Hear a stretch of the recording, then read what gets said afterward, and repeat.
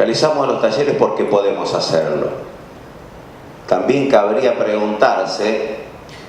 si siempre pudimos realizar este tipo de eventos dentro del marco de nuestra organización gremial.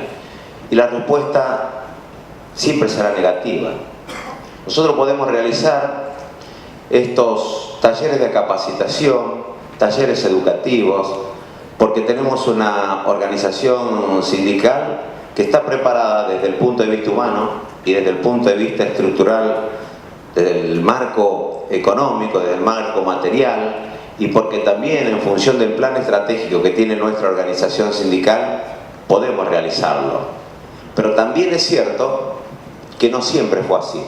Y esto tiene que ver un poco con lo que les decía anteriormente, con el hecho de tener memoria, no solamente para recordar y ser agradecido, sino también para no cometer el error de pensar que podemos ir hacia algún objetivo, hacia algún puerto de destino cierto, sin olvidar de dónde venimos. Yo hace poco tiempo atrás les recordaba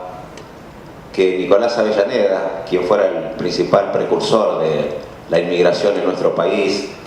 y también precursor de la universidad pública y además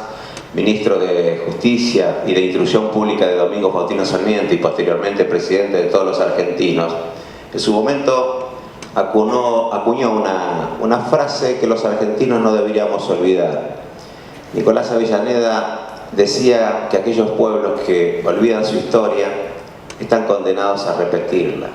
Tenemos que saber de dónde venimos,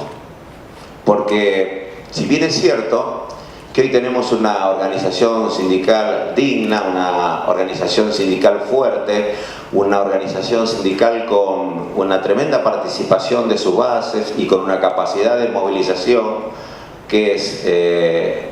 reconocida, no solamente dentro de la estructura de nuestra entidad gremial, sino que es reconocida por propio y extraño, es importante también saber cuál es el compromiso que la conducción de Atilra, y cuando digo la conducción de Atilra, básicamente estoy hablando de esta agrupación nacional María Adrián Cornejo, que es la que de alguna manera nos ha puesto en nuestras funciones hace algunos años, el compromiso que nosotros en su momento fijáramos con las bases. Cuando consideramos hace ya algunos años, casi como un eslogan, que nuestra organización sindical tenía una conducción que había olvidado su razón de ser y se había alejado de los trabajadores, que había arriado las banderas de lucha y dignidad, aquella organización sindical de puerta cerrada, la de turbios negociados, nosotros nos recorrimos todo el país formalizando un compromiso social con los trabajadores de base, que son en definitiva lo que permanentemente a nosotros nos sostiene. Cuando nosotros realizamos ese contrato social con los trabajadores comprometiéndonos a trabajar en forma mancomunada, pero fundamentalmente con la participación de todos los trabajadores en su conjunto, formamos un compromiso y fijamos un compromiso que hasta el día de hoy lo estamos cumpliendo, y por eso, porque recordamos a nuestra organización en el pasado, porque ciertamente sabemos las vicisitudes que vivieron los trabajadores afiliados en su conjunto en aquella época, es que no queremos que se repitan esos errores, porque en el ámbito de nuestra organización, como ocurre con el ámbito de todas las entidades e incluso de las empresas, ustedes, si realizan una evaluación, claramente se darán cuenta que existe una especie de dicotomía entre aquellos trabajadores afiliados que tienen unos cuantos años dentro del marco de la organización y aquellos trabajadores que ingresan en estos momentos a la fila de nuestra entidad gremial. Esa dicotomía que se produce es una cuestión natural, tiene que ver con una cuestión biológica, pero es función, es responsabilidad y es obligación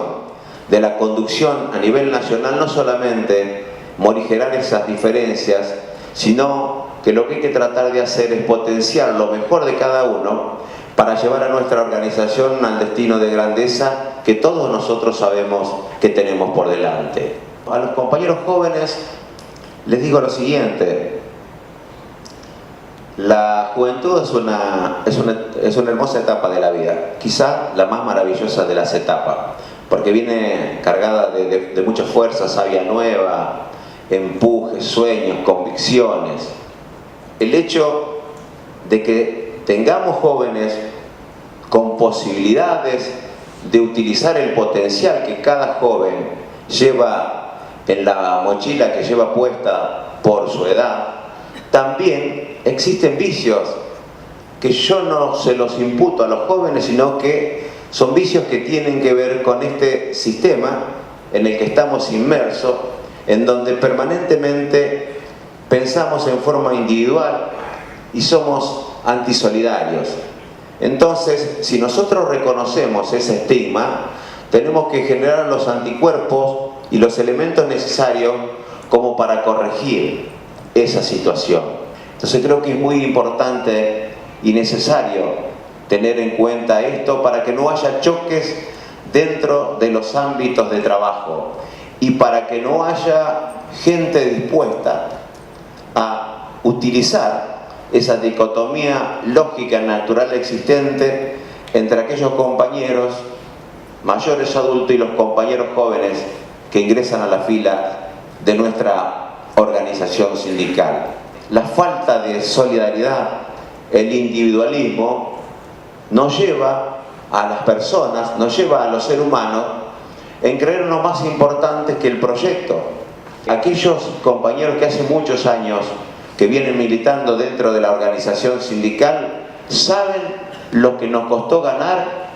cada partícula de honor que hemos conseguido para la organización sindical. Muchas veces nos encontramos que tal vez algunos de los compañeros que ingresaron en los últimos años piensan que todo fue producto del azar, y nada es producto de la casualidad. Para esto hubo un proyecto, lo que nosotros hemos hecho es sembrar conciencia solidaria entre todos los compañeros trabajadores